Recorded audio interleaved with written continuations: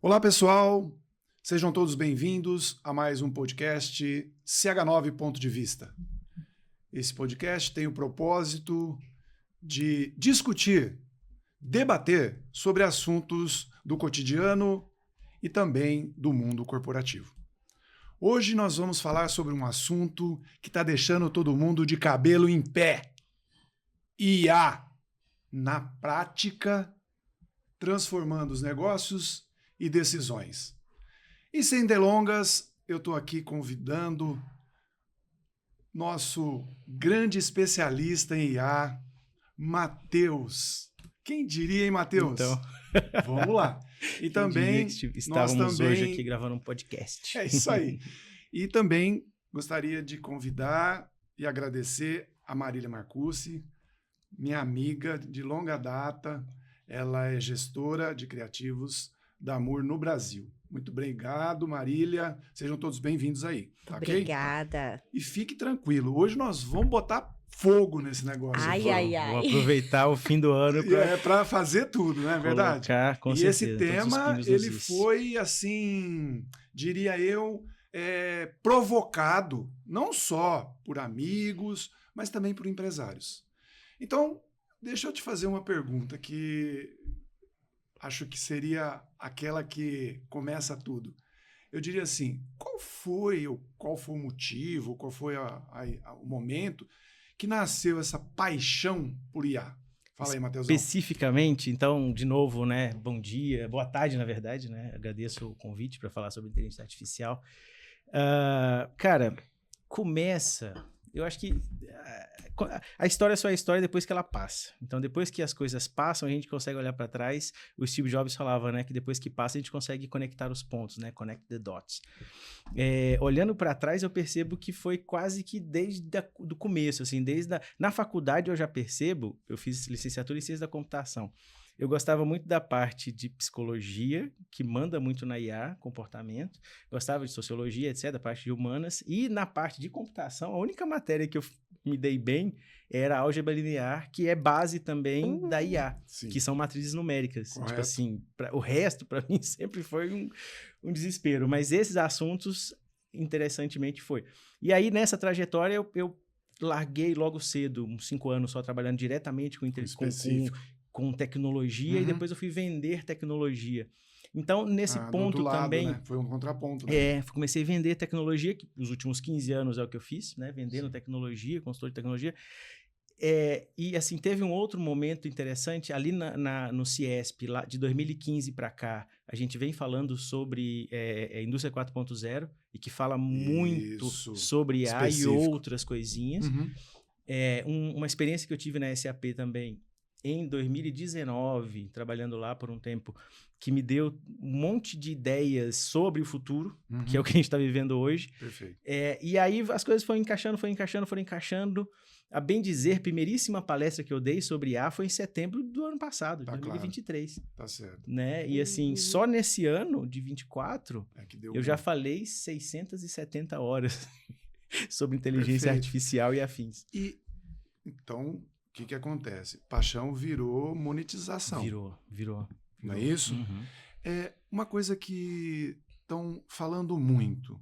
Mas assim, me conta um mito puro, que não tem nada de realidade.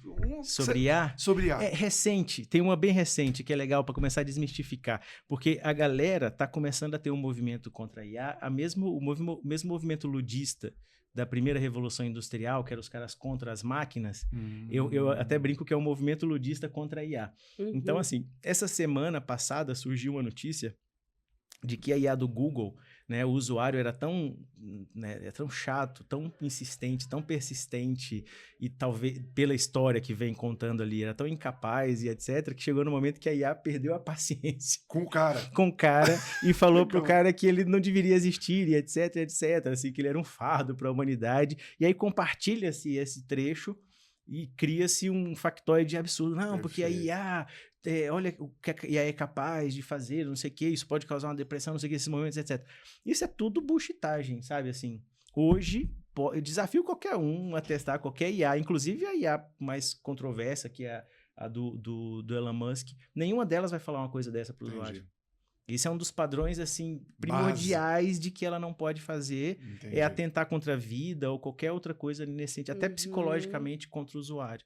Então, assim, isso é um mito, isso é uma inverdade que a galera deve ter criado de algum jeito, criou algum, sei lá, um print, etc. Porque ela não faz mais hoje. Se tivesse sido há um ano atrás, eu concordaria, porque ela nesse ano, muita coisa evoluiu em questão de ética e tecnologicamente é notório. Sim. A gente, antes de começar o podcast, estava brincando com a função de ao vivo aqui, usando o chat GPT.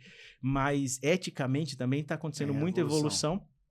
Porque se a gente precisa que uma tecnologia seja usada, as pessoas precisam confiar nela. A base de uso de qualquer tecnologia é a confiança. E dentro desse aspecto que você está levantando, também tem aquela máxima, né?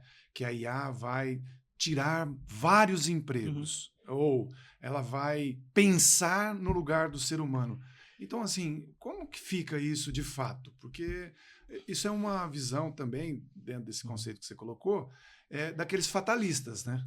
É uma Aqueles visão terroristas fatalista, do ponto de vista da informação, né? Assim, existe uma visão fatalista se você pensa isso no horizonte 1, talvez. Mas se a gente olha para o horizonte 2 e 3, é um caminho que não tem para onde fugir. Tá. Qualquer outra tecnologia, com o avanço dela, se a gente pode pegar desde do motor a combustão, da eletricidade, etc., ela faz realocar mão de obra laboral. Sim. A gente está numa região onde foram substituídos os trabalhos de cortadores de cana manuais por maquinário, etc. E as pessoas, no final, elas vão se deslocando e se adaptando. Mas, assim, isso de fato vai acontecer. É algo assim, a gente... Eu costumo ter uma visão não tão fatalista, porque eu vejo que o ser humano, ele geralmente... evolui. Ele toma um comportamento, a maioria das vezes, mais quando você mostra benefícios do que quando você fica mostrando riscos e etc. A galera, quando eu mostro muito risco e ameaça, isso falando dos treinamentos, do convencimento das pessoas da tecnologia. Desmistificação. Exato, e desmistificar. Se a gente coloca medo, a tendência maior é a galera assumir o fear of missing out e ficar naquele negócio de defensiva e de travar. Perfeito. Sabe? Então, assim, eu sempre enfoco na questão de benefício e na questão, assim, imediatismo por imediatismo é uma onda que está vindo, que é muito rápida, que é muito alta, que é muito ampla, que transforma muito mais rápido do que qualquer outra tecnologia. Okay. E se você, que está nos assistindo, não está ainda pensando nisso individualmente ou para a empresa... É para ontem que tem que começar a olhar para isso. Então, não é porque eu estou dizendo, é porque o mercado follow the money. Você vai atrás do tanto de dinheiro que foi investido nisso. Então, eu quero pegar esse gancho aí. Porque, assim, se a gente for entender isso que a gente está conversando aqui, existe algum conceito da definição de IA? Como seria essa... Como assim? Tecnicamente falando, o que é IA? Não, IA, inteligência artificial. Quando o computador surgiu na nossa vida, lá em 1950, até então a gente tinha algumas artificializações da inteligência quando a gente pegava algumas máquinas autômatas, sabe? Desde aqueles realejos e etc., você conseguia sintetizar uma inteligência, alguma coisa, para uma máquina fazer. Então, a grosso modo, IA, inteligência artificial, é tudo que você ensina para uma máquina. Isso já existe desde que o computador existiu em 1950. Que é uma inteligência, é uma artificialização de uma inteligência, ok. A evolução disso é porque IA virou uma coisa, um termo mais fácil de falar. Isso. Mas assim, dentro de IA a gente tem vários capítulos, desde machine learning, que a máquina começa a aprender, além de ter só... Uma coisa da IA é só dar instrução para a máquina. Isso. Sempre faça isso, limitada. Aí eu dou um passo adiante, que é o machine learning. Eu falo assim, eu estou te ensinando isso, essa é a sua instrução, mas você pode, a partir do que você está aprendendo, ter uma autonomia até aqui e aqui. Aí a gente tem mais um passo que se chama deep learning, que é onde a gente está agora. Ok. Que é um deep do tipo assim, a máquina acerta. E é isso, inclusive, que é o que incomoda na IA generativa, né? E a inteligência artificial generativa, que é o lance todo Então, hoje. segura aí que agora eu vou tentar fazer uma breve retrospectiva. Então, lá em 1965, tem a ELISA. Quem é a ELISA? ELISA foi o primeiro produto, a primeira aplicação de IA. que foi criada assim na história, com um aprendizado de máquina. Porque eu tenho inteligência artificial, mas aí eu já tenho esse machine learning, né? Então a Elisa já foi um machine learning. Foi uma terapeuta, era uma terapeuta. Uma terapeuta, isso. Ela tinha uns... E não era um chat... Naquela época, não era um chatbot de mandar e ter respostas predefinidas. Ela, de fato, aprendia com a conversa da pessoa que estava interagindo com ela e dava instruções e conselhos baseados em... Não lembro qual área da psicologia, mas era uma terapeuta. Específica. Assim, específica então, em um quadradinho. Então, é isso. E tem esse treino. E tem um treino. Do ponto de vista de entender. Tem um treino, E logo um pouquinho para frente...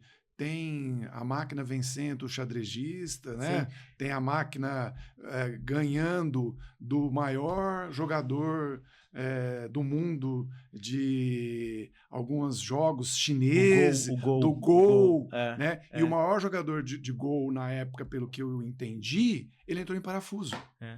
Porque o Go ainda é um jogo mais complexo que o xadrez. Porque ele tem que aprender, né? E ele é muito mais imprevisto. Assim, o xadrez tem uma certa uma ramificação de possibilidades, o Go amplifica isso a uma potência N, elevada a N. Entendi. Muito mais complexo. Mas o xadrez já foi um ponto interessante, porque o xadrez era tido, naquela época, como uma das maiores inteligências humanas. Tanto que a gente colocava, né? Assim, um cara que era um bom enxadrista era um cara muito inteligente. Perfeito. O melhor jogador de xadrez era um dos caras mais inteligentes do mundo. Sim. E aí, de repente, isso virava como se fosse um benchmark. Assim, o Everest da inteligência era o melhor jogador de xadrez. Perfeito. De repente, a máquina vem e consegue ganhar desse cara. Isso incomoda o ser humano. Entende? E aí, principalmente os fatalistas. Exato. E aí tem o movimento...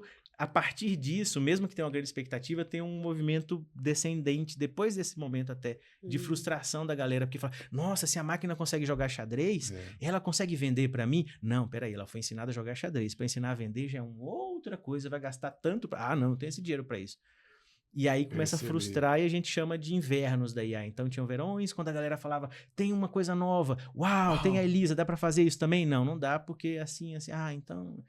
Entende? Então tem vários verões, invernos, e agora a gente chegou num momento tão propício, assim, porque tem tudo o que precisa.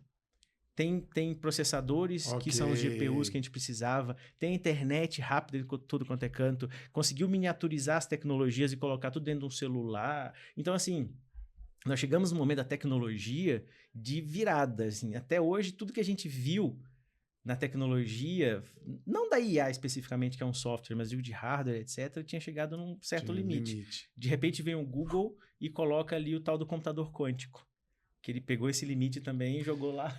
Então, assim, então, é um ano efervescente tecnologicamente falando. Gostei do que você está me explicando, né, Marília? A gente aprende toda hora.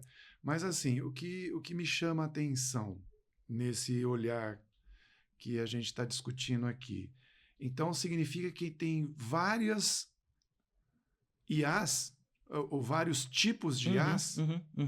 Como é que isso é organizado? Ou de que forma isso é explicado? Então, assim, normalmente, a gente... A IA que a gente está acostumada, a IA generativa, que a gente vai falando ali, quando a gente coloca até um chat GPT nesse caminho, a gente chama de LLM, que são Large Language Models, ou modelos gigantes de linguagem. É como se fosse um dicionário gigante que fala mais de 240 línguas. Entendi. E aí, assim, a grande base... Claro, tem modelos para várias aplicações diferentes. Mas a maioria deles, até por conta da ideia deles entrarem como um cara para replicar o nosso cérebro e emular o nosso cérebro, a maioria deles é baseada em linguagem, que são as LLMs. Então, assim, beleza, o Google tem o dele, que chama Gemini, tem as características, ele é melhor nisso, é melhor naquilo, como se fosse um indivíduo mesmo. Perfeito. Tem indivíduos que são melhores em um e características em outro. O ChatGPT também tem pontos fortes num canto, tem pontos fraquíssimos, que a galera critica muito em outros, que é a tal da janela de contexto. Então, assim, tem outro que é bem expoente, que se chama Claude, de Cláudio, né? Jean-Claude Van Damme, da Anthropic, que também é hiper inteligente. Então, e aí, a cada tempo que vai passando, vai ou surgindo novos e quebrando parâmetros, porque assim, a gente que fica estudando IA e essas tecnologias, cada momento, não existe ainda um benchmark, como se fosse um ISO para medir. Gostei. Não tem ainda. Gostei, uma certificação. Não tem um padrão ainda, não tem. Não tem, tipo não assim, tem padrão. OSI. Não tem, porque a cada momento que eu falo assim, essa aqui é a melhor, aí vem a outra e quebra o limite, aí ultrapassa. Aí vem outra. Então, até ainda a própria. Tá estabilizando, até a própria lei do seu charado, a lei de Moore, que era aquela lei da quadruplicação dos processadores a cada ano, ela já está ultrapassada, porque essa linha que era assim já está. Virando um. Sabe? Difícil essa questão. E, boa, legal. Dentro desse contexto, no Brasil, como é que está essa regulamentação? Ou existe isso? Ou estão pretendendo? Como é que funciona isso no Brasil? Sim. Só uma frase antes, assim, né? Voltando para o Brasil. Uma das coisas que segura o desenvolvimento da IA é a regulamentação. Não sei se vocês acompanharam isso, mas todo mundo que faz IA urge e fica, cara, vamos dar uma regulamentada, mesmo que aperta para depois afrouxar, a gente precisa ter um parâmetro para não sair. Como a possibilidade de gerar coisas e fazer coisas novas amplificou e a gente consegue criar tanto monstro aqui dentro dos laboratórios, se vocês não falarem pra gente até onde pode ir, até onde não pode ir, a gente pode estar gastando um tempo desnecessário numa coisa que não vai poder ser aceita e não, por outro lado, que é onde vai estar regulamentado, enfim. Então, assim, tem movimentos interessantes, e aí é legal até mostrar. Estados Unidos tem um AI Act, um decreto, na verdade, o AI Act da União Europeia. Então, os Estados Unidos tem um decreto que regulamenta, e como os estadunidenses já é uma regulamentação daquelas bem pró-desenvolvimentista e pouco preocupado com o ser humano, com privacidade, etc, assim como eles sempre fazem. É mais de crescer. É mais de crescer. E não de punir. É mais de crescer, não de punir, mas também sem prestar muita atenção com privacidade. Ok, tudo bem. Essa é a lógica do Tio Sam. Essa é a lógica deles. E é normal, porque a vida inteira eles se comportam dessa forma, né? Claro. Mais liberais e tudo mais. Na Europa, eles já fizeram quase que o inverso disso.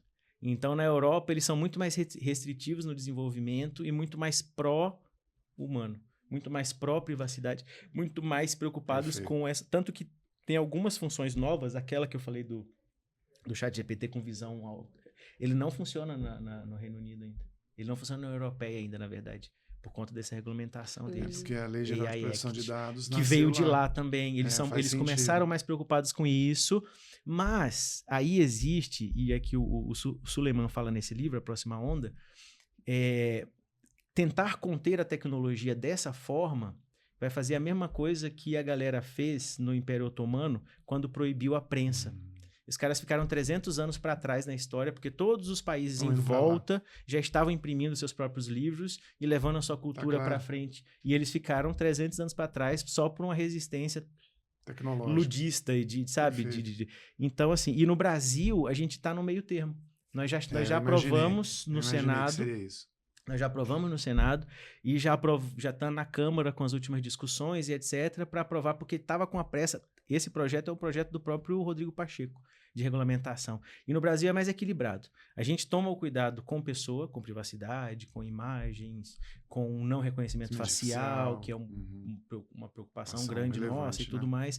A questão da amostragem de dados para conseguir pegar, ainda mais no contexto brasileiro, de ter amostras de vários públicos diferentes, da miscigenação, inclusive, para conseguir tratar as pessoas de forma igualitária.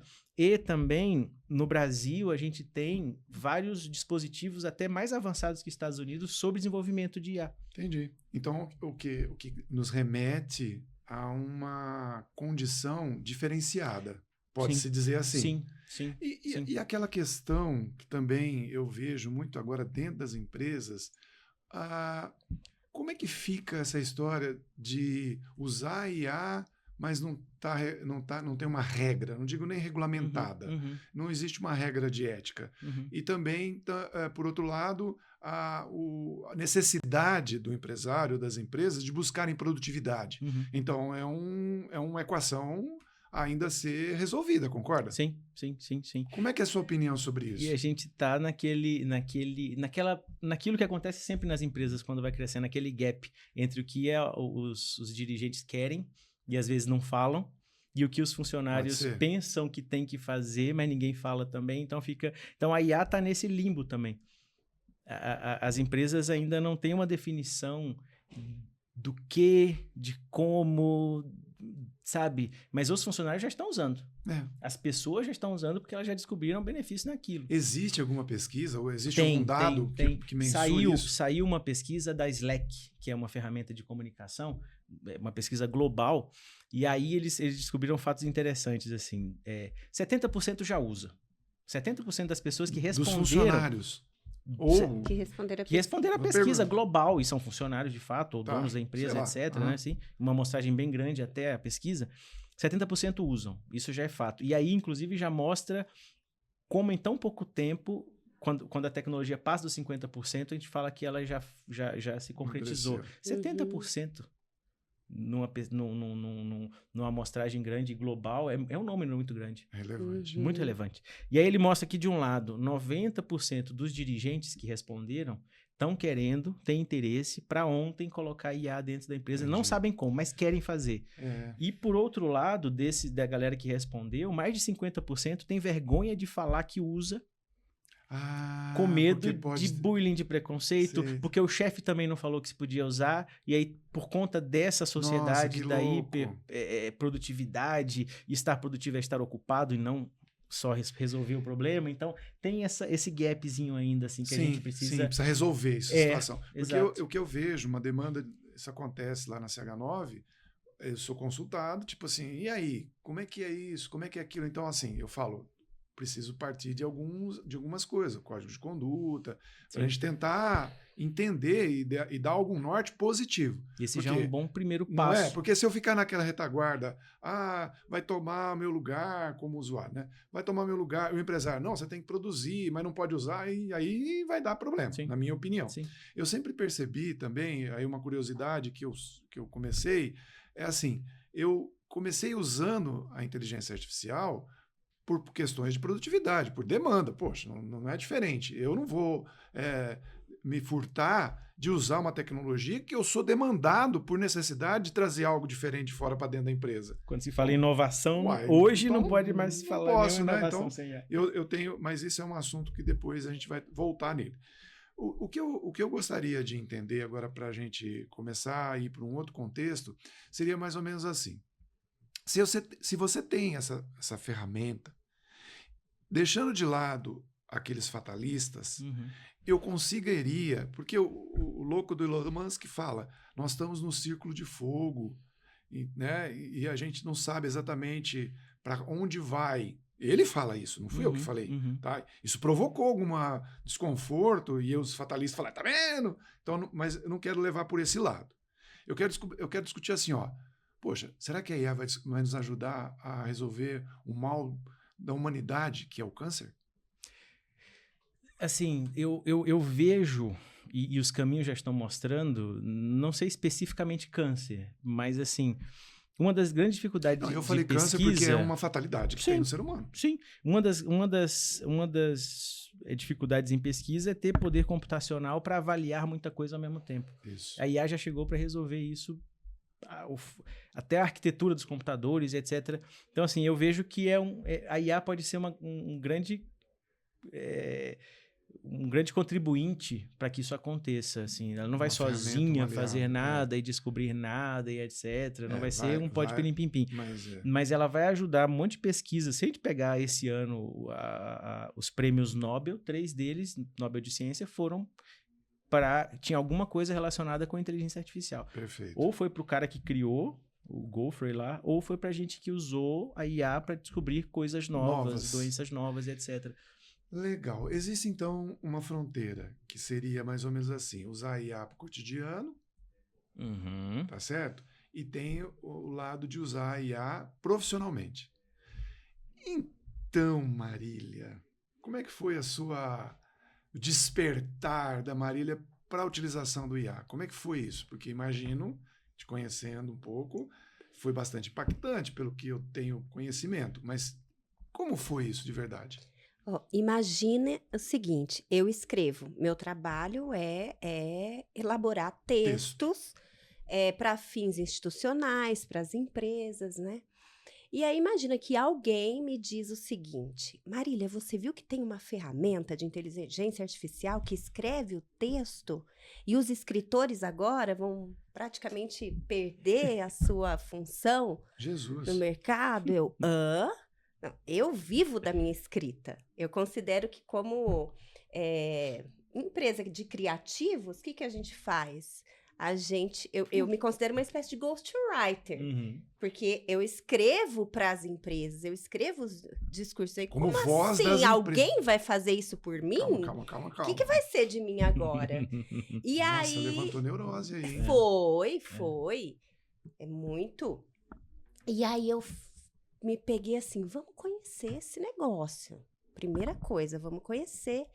E aí eu comecei a utilizar, acho que a gente começa brincando, né, Matheus? Sim. Então eu comecei brincando e aí comecei, por exemplo, chegou um job para mim que eu tinha que escrever o discurso Boa. de um novo presidente do Rotary. Era um executivo que assumia a presidência do Rotary e ele me pede um discurso para esse dia, para assumir a presidência. E geralmente eu faço uma entrevista com o executivo, eu vou entender a história dele. É o mínimo, né? Vou entender, brifar, né? vou brifar algumas fontes que vão me ajudar a entender também a experiência profissional e o conhecimento técnico dele e tudo mais. E aí, ok, saí da entrevista, vamos experimentar a IA. Por que não? Aí eu coloquei um prompt lá. Escreva para mim um discurso para um executivo de 45 anos que vai assumir pela primeira vez a presidência do Rotary na cidade tal e assim. Um prompt básico. E aí ela me trouxe. Você tá louco. Prezados companheiros, colegas rotarianos. Então eu já percebi que havia ali um discurso conhecido. O Rotary, por exemplo, é uma coisa uma linguagem que ele específica ali. E aí, que louco! Ou seja, o que eu poupei? É lógico que esse discurso não estava pronto. Eu jamais entregaria isso para o cliente. Tá claro. Porque o meu papel é colocar a subjetividade que ele me apresenta. Claro. Sim. E que eu vou buscar, enfim. Mas me deu um norte e me poupou tempo para estudar em diversos sites aí sim. a ideologia do Rotary, por exemplo. Sim. Você levaria tempos? Levaria tempos. Então, assim, eu consegui medir. Sem esse prompt, a ajuda do IA, eu demoraria 10 horas para escrever esse texto. Com essa ajuda, em 5 horas eu fiz. Metade do tempo. Caraca. Porque ele tem o recurso de buscar e te dar exemplo. Sim, vários recursos. E a IA generativa, ela é basicamente léxica e sintática. Então essa é a formação básica desse tipo de IA. Sim. Não é verdade? Porque a gente tem outras aplicabilidades. Ela aprendeu lendo um monte de texto e aprendendo do jeito que a gente escreve.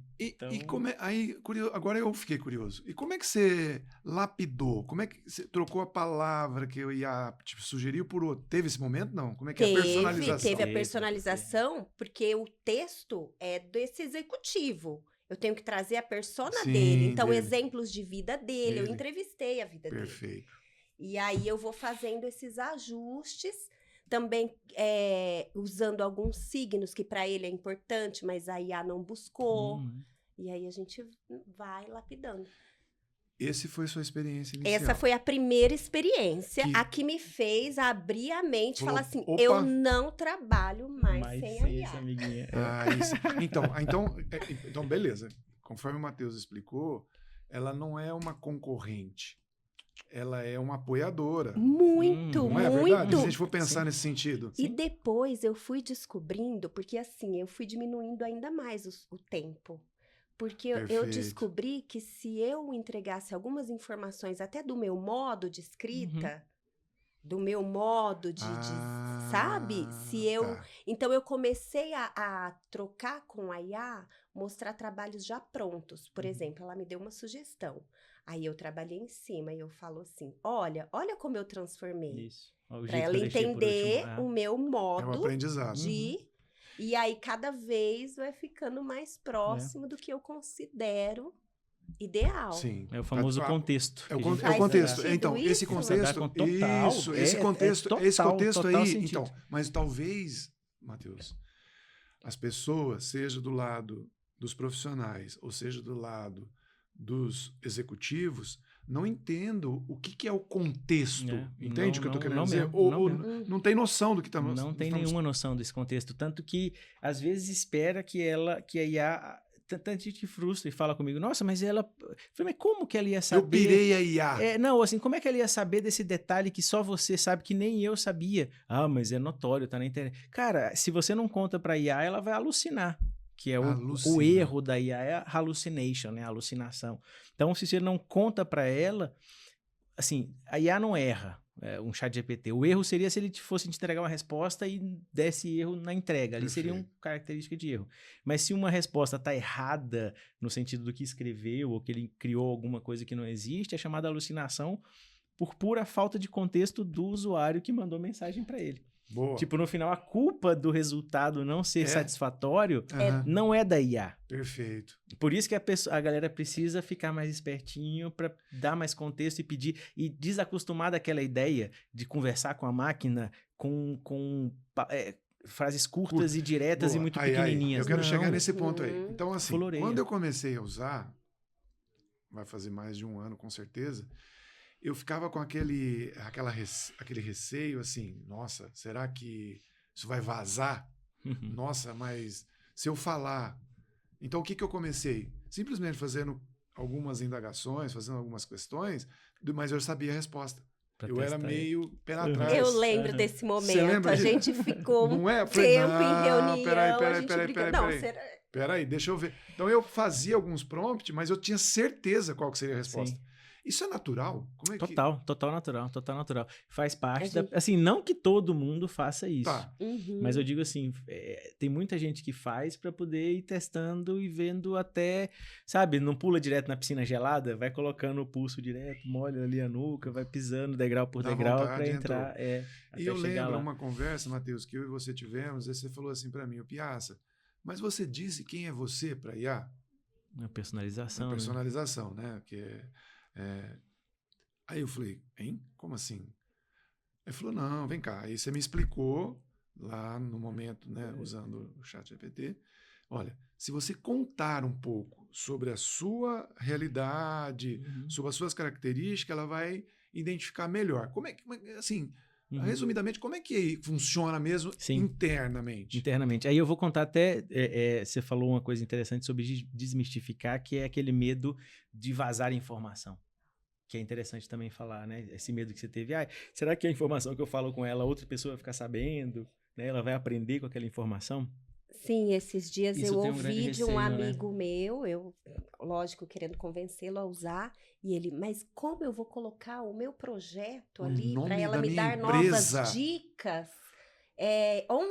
Para onde vai isso? Boa, Maria. Essa é a insegurança. Essa é a insegurança pessoal. Mas eu entendo, assim, a insegurança por falta de conhecimento é natural. Isso não existe. É natural, não tem, porque assim, volta só um pouquinho de história. Pouquinho minuto. Em 2017 teve a TAI, que foi aquela aplicação da Microsoft dentro do Twitter, onde ela de fato aprendia com a interação.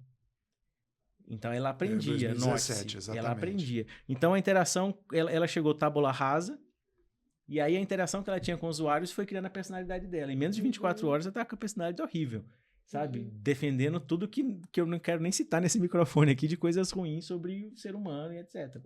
Tiveram que desplugar. Sim. Porque o ser humano ensinou todos os vieses errados para ela. Boa.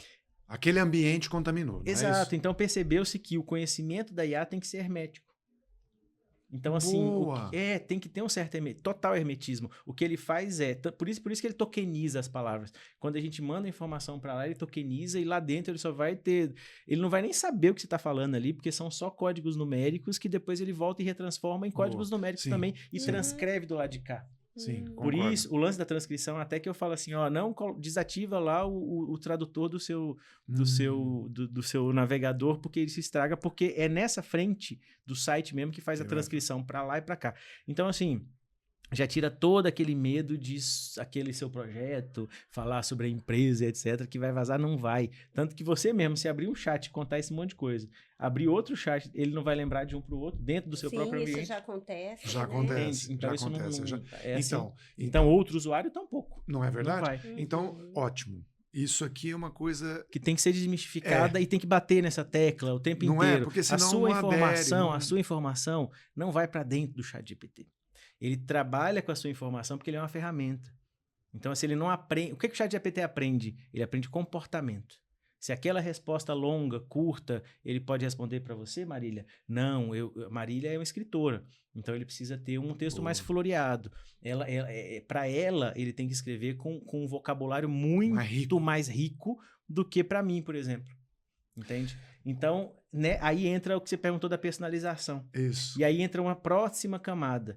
O entendimento é que esses caras sejam ferramentas. E por ser ferramentas, não uma ferramenta como um martelo que vai ficar quietinho. É uma ferramenta como um estagiário, sabe? Como se tivesse... De fato, cara. Isso aqui a galera tem que perceber.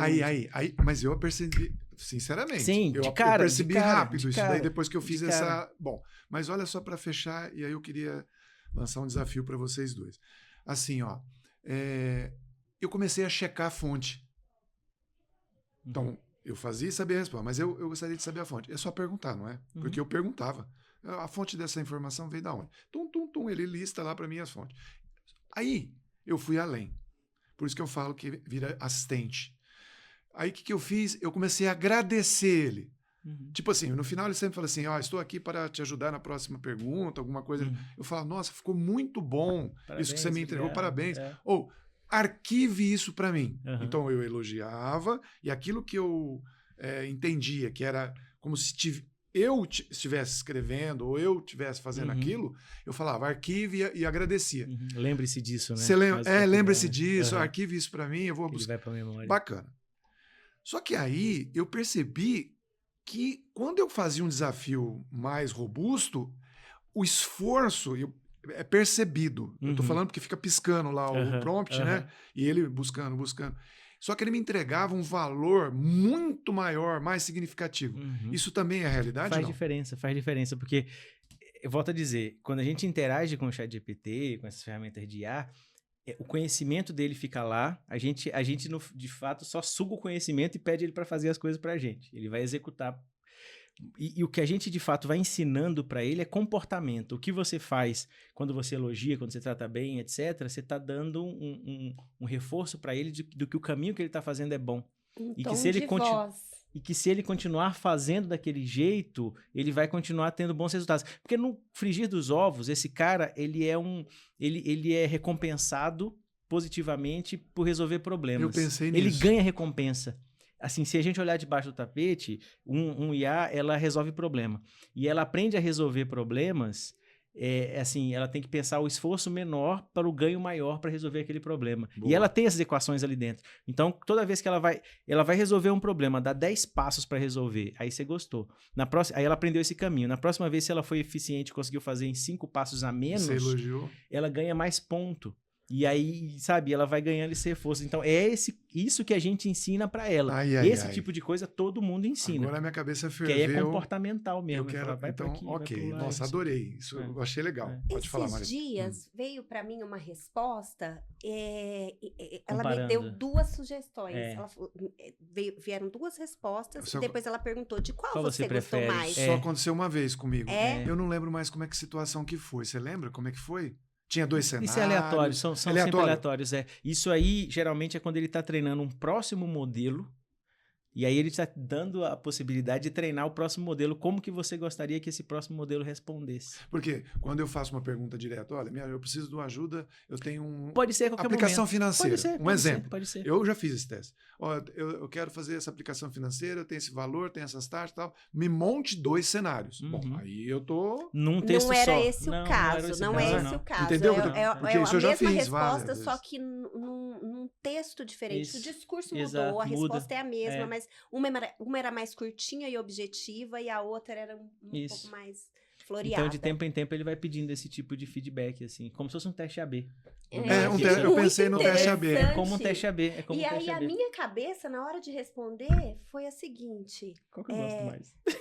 Primeiro eu pensei, eu não vou responder qual eu gosto mais. Peraí, eu vou responder o caminho que eu quero dar pra ela numa próxima. Porque se eu responder fica fácil pra ela.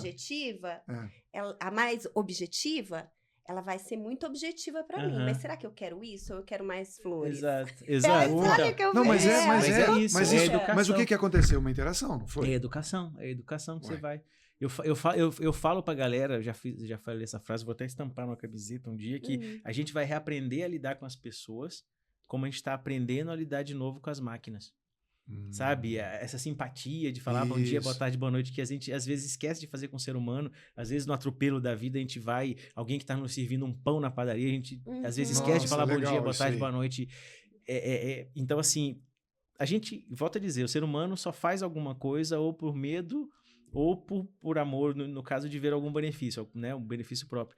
E quando ela percebe que com a IA, se ela for simpática, gentil, mesmo que de mentirinha, ela vai conseguir mais resultados, e você já percebeu esse tipo de coisa, você vai, sabe, jogando esse tipo de comportamento pra dentro, e em algum momento até com as pessoas você vai perceber que vai ser mais simpático que funciona do mesmo jeito. Exato. Que, sabe, quando você sorri pra alguém, a pessoa sorri de volta, que é muito mais eficiente que a máquina. Mas aí que tá, só pegando esse gancho, eu não vou perder essa oportunidade nunca.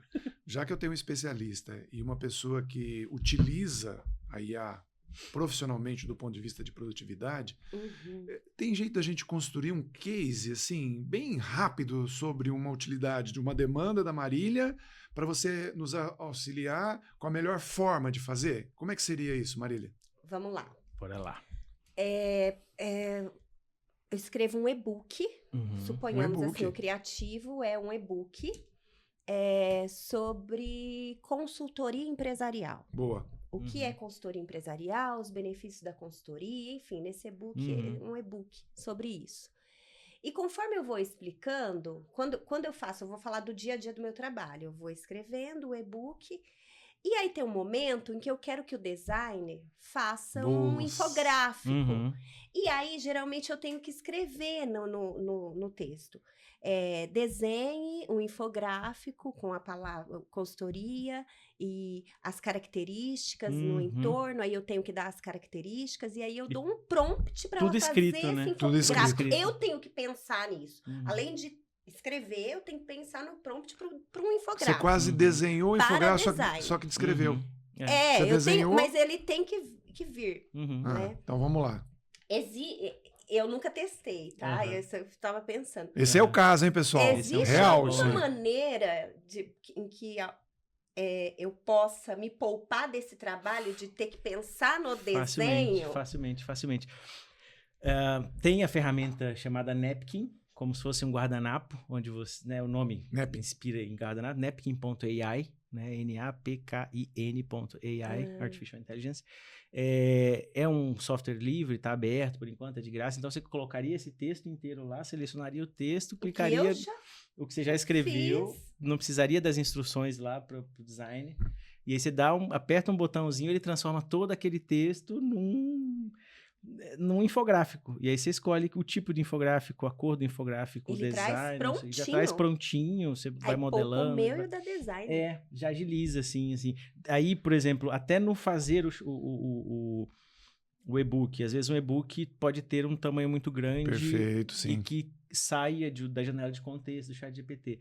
Então, uma das coisas interessantes é tentar fazer uma coisa que eu aprendi na SAP, quando eu fui fazer um treinamento lá, que tinha a Leni Quirilos, que é a fonoaudióloga da Globo e tal, ela ensinou um negócio que ficou muito marcado, assim, ela falou assim, sabe a técnica principal pro aquele cara que entra lá de 30 segundos no ao vivo, que para ele, se o ao vivo estragar em 10 segundos, ele tem um problema porque ele não conseguiu falar o que ele precisava. Perfeito. E se o ao vivo ficar em 1 minuto, ele tem um problemão, porque ele vai ficar falando o quê? Se ele já falou tudo que precisava em 30 segundos. Então, é um problema menos ou mais tempo. E ela fala assim, o esquema é usar a ideia da prateleira. Então, antes você vai dar informação, você fala sobre as prateleiras, que são os tópicos importantes que você precisa falar. Tá claro. E aí, depois você vai voltando com o tempo que vai sobrando e vai preenchendo a prateleira.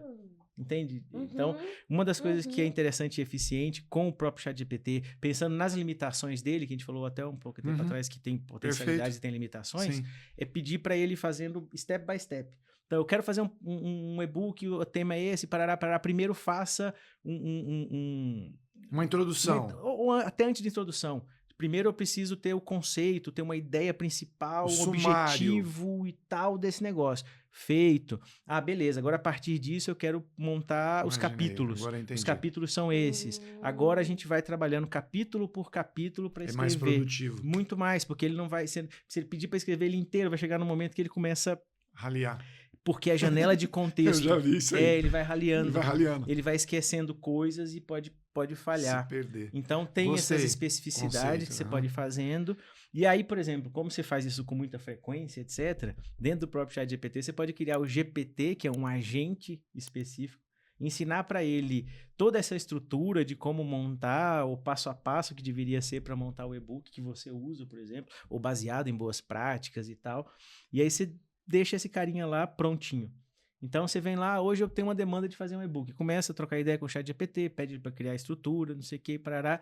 Na hora de escrever, de fato, você manda lá um @, chama o seu GPT, vamos dizer que ele se chama, sei lá, especialista em e-book, ou meu especialista em e-book. Então, põe lá, @meu especialista em e-book, chama ele para conversa e fala, agora, baseado nesse contexto anterior, escreva o e-book. Então, Marília do céu. Isso. Porque aí você vai explicar. O sentido é criar esse multiagente, sabe? Esse recurso do @ para chamar o assistente eu não sabia. especialista, eu não sabia. Porque assim, as pessoas já conhecem, muitas pessoas já conhecem o conceito do GPT como um agente. Ótimo.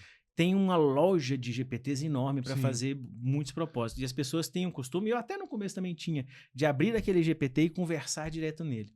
Quando vem a personalização, que é aquele lance de falar quem é você, e quando vem a memória, que são coisas que você consegue colocar de memória de longo prazo para o ChatGPT, porque ele tem uma memória muito curta, né? A memorinha dele é muito de curto prazo. Sim, é o short memory, isso é uma tecnologia, é uma limitação dele e é natural das IAs, então precisa ter recursos para aumentar essa memória para longo prazo. Quando você faz isso, depois que personaliza, depois que põe em memória, já está escrevendo perfeitinho para você. E a pessoa se frustrava, e eu também me frustrava, quando entrava nesse chat GPT e pedia a mesma coisa. Tá, claro. E aí ele escrevia muito genérico. Falava, putz, cara, eu já te falei para você não escrever desse jeito, não aprendeu e tal, né? E aí depois é que vira a chave. Não, você não precisa falar diretamente nele, como se fosse uma mensagem... Não tem nesse sentido. Não, você chama ele para sua conversa convencional, onde já está valendo a personalização. Tudo aquilo que ele já falou já está valendo a memória, você só chama ele. E aí nessa, cara, você pode começar a pensar, Marília, você pode pensar também em criar um agente para cada coisa específica. Isso que eu tô precisando. Sabe, assim, você pode pedir um agente só para ter sei lá, a voz do cliente. Aí você explica tudo, coloca um monte de material, ensina para ele como é que é a voz do cliente. Você pode pegar e criar um monte de persona como clientes dos seus clientes, vários perfis psicodemográficos. O João, o Pedro, a Maria, não sei o que, pediria aí colocar todas as características, o carro que essa pessoa anda, os lugares que ela almoça. Ele vai segurando, vai guardando. Ele vai guardando aquele dentro do agente. E dentro desse conceito que a gente está trabalhando, o exemplo que a Marília trouxe, o desafio. Então, isso é uma realidade. Você tem que saber utilizar, né? Se você quer partir de uma ferramenta específica de IA, você pode chamar ou treinar ou criar outros agentes. É isso. De fato é isso. Tá certo? Então, acho que foi muito produtivo esse caso, esse desafio, né? Porque, de um lado, a gente tem um usuário com maior qualidade, digamos assim, e tem um especialista para saber, né? Então, esse papel que a gente trocou aqui dentro da empresa, então deveria também ter um especialista em IA ou alguém que tenha condições de ter um mentor de IA, sei lá o nome, existe isso? Empresas. Como é que você pensa acho isso? Que dentro direto nas não empresas, tem necessidade. Não, interessante, tipo assim, na CH9 a gente já está com algumas ideias, alguns produtos nesse sentido.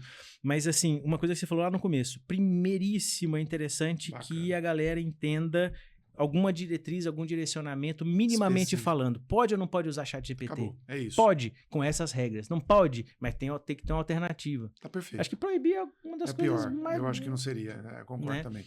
E dentro disso, Marília, assim, qual que seria a mensagem que você deixaria ou para as pessoas que são copywriter ou pessoas que utilizam profissionalmente esse recurso, que pode pensar numa ameaça das tecnologias de IA, qual que seria a mensagem que você passaria para essas pessoas? Tá. Quanto mais conhecimento você tem, maior é a potência que você pode tirar da IA. E você também se potencializa com isso. Vou dar um exemplo. Eu queria usar uma aspas de um escritor que eu gosto muito, que é o João Guimarães Rosa, em um texto. E aí eu lembrava do início dessa aspas, ou seja, esse livro com este trecho, ele tá lá no meu armário. Então, assim, todos os livros que eu li estão no meu armário. Eu lembro das coisas. Mas com a IA, eu consigo acessar essa aspas que eu queria utilizar no meu texto em segundos, poupando meu tempo de ir até o meu armário, pegar o livro, eu sabia em qual livro estava, e folhear, buscar. Num prompt, eu já acessei. Ou seja, se eu não tivesse lido esse livro, se eu não tivesse esse conhecimento, como é que eu ia trazer essa sofisticação para o meu texto? Então, é esse o recado. Não tenha medo. Quanto mais conhecimento você tem, quanto mais você já leu, quanto mais você estudou, mais proveito você vai conseguir da IA. Sem dúvida nenhuma. Você consegue tirar muito mais suco dessa laranja. Muito mais. Legal. Porque a sua régua é muito mais alta, seu critério é maior. Bacana. Quando ele responder um negócio que não for pertinente, na horinha você vai falar, não gostei disso, é desse jeito, é desse jeito, é desse jeito. E isso é uma característica. E me fala uma coisa, Matheus. E assim, para as empresas, através dos seus empresários, e os colaboradores da empresa, para terem essa coisa de utilização de IA, qual o recado que você daria, então? Qual que seria aquela cereja do bolo, aquela orientação básica? É assim, experimentem. Acho que experimentar é importante, pessoas e empresas, mas quando a gente sai da pessoa, que ela sozinha ali, se ela gastar o tempo dela, indivíduo, pessoa, não trabalhando, não profissional, etc., não sendo remunerado por aquilo, ela gastar para experimentar é bacana. Dentro da empresa, na questão laboral, no trabalho, efetivamente, a dica que eu dou é assim, experimentando ou não, vá com objetivo. Sabe, não chega no ChatGPT e abre assim, oi, bom dia. Oi, bom dia, que eu posso fazer por você? Eu nem sei, peraí, o que eu ia falar com o ChatGPT hoje? Não. Mais objetividade. Já que é uma ferramenta, igual a gente comentou ali sobre um machado, sobre um martelo, sobre uma chave de fenda, você não vai pegar a chave de fenda e ficar andando com ela para cima e para baixo. Não, você vai pegar na hora de usar mesmo e apertar aquele negócio. Ou você pode usar muito com pouquíssima frequência, uma vez por semana, e olhe lá, ou você hard user, como nós três aqui, que usa mais de uma vez por dia o ChatGPT. Não e aí volto a dizer, e vocês vão também afiançar isso, não é por preguiça, muito pelo contrário. A gente que começa a usar muito mais, começa a perceber quão mais eficiente a gente é. Assim, até nas dúvidas básicas, na coisa que... A gente que tem, por exemplo, sei lá, um nível bom de conhecimento, que já é respeitado por alguns assuntos, que é referência em alguns assuntos. Tem algum momento, e a gente lá no íntimo, que tem algumas perguntas que fazem que a gente talvez tinha que saber, a gente fica até, né, e fica quietinho, não sei o quê. O ChatGPT é um momento, na hora que você tá quietinho lá e pergunta, cara, como é mesmo esse negócio aqui que eu não lembro? Ele vai te explicar de novo ali rapidinho e não sei o quê, e aí segue o jogo. Posso falar que eu fiz isso hoje, no começo do nosso encontro? A hora que você falou da ferramenta Napkin. Do Napkin, Você falou assim, você escreve como a gente fala guardanapo em inglês. E me deu branco, guardanapo em inglês, aí eu no GPT. Guardanapo em inglês, como escreve? Ela já me deu, já registrei. Isso. Não sei nem perguntar pra você ter que soletrar alguma coisa. Aqui, ó. Exato, então isso facilita. Assim, muito, é o que eu tô tentando dizer. Brain, então, olha só que legal. A posição de uma pessoa que utiliza e não se intimidou em ter uma inteligência artificial, que o caso é a Marília, e você, que uma paixão virou um negócio, uma coisa que agrega, né, do ponto de vista financeiro. E eu vejo também um outro lado. Aí, pensando, só para fazer um ponto de vista diferente do que vocês têm. Porque eu também entendo que tudo isso serve de lição para que a gente cresça como ser humano, entende? Do ponto de vista, os medos, aquela coisa toda, ou até mesmo falta de conhecimento da tecnologia. Eu entendo o seguinte, sempre vai existir o humano para comandar. Aí tem várias questões que eu defendo esse ponto de vista. Então, pessoal, acho que seria assim, agradecer vocês dois. Nossa, foi muito legal gravar esse podcast com vocês. Vocês que estão assistindo a gente aí, agora passaram a ter mais conhecimento sobre o assunto, seja de uma forma direta ou indireta. Tomara que vocês sejam impactados por esse nosso assunto, transformado, né, dentro dos negócios, dentro das decisões que vocês vão tomar na vida pessoal, na vida profissional. Foi esse o propósito que esse episódio trouxe, de ser bem prático e descontraído. E agradeço do fundo do coração vocês dois, tá bom? Muito obrigado. Obrigada, foi muito divertido. Foi. Muito bom, obrigado. E se vocês tiverem dúvidas com IA, algum assunto de IA, pode procurar direto a CH9. Sim. A gente já está super bem preparado para lidar com esse tipo de coisa. Nossa, de treinamentos, de consultorias, etc. IA já virou uma das palavrinhas e um dos termos super recorrentes nas nossas conversas. Perfeito. Vamos no próximo episódio agora falarmos sobre um outro tema. Talvez a gente possa trazer mais contexto, mais ponto de vista sobre assuntos do cotidiano e assuntos do mundo corporativo.